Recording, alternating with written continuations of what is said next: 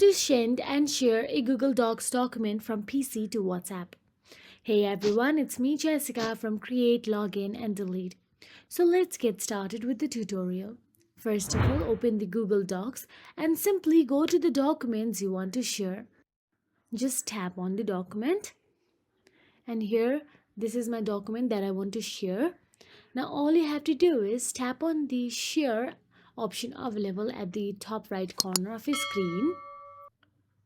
And once you tap on the share, you will get to see copy link option available in there, and also tap on the who can view this and tap on the anyone with the link. Then tap on the copy link option available there. And once the link is copied, go to the new tab and go to your WhatsApp web. Make sure you are logged into your WhatsApp account. Then search for the person you want to send this Google Docs to.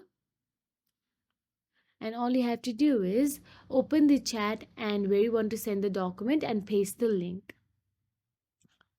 And after you paste the link, hit the send button. So that is it.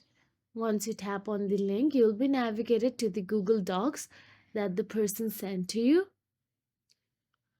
And if you found this video helpful, please like, share and subscribe, and thank you so much for watching.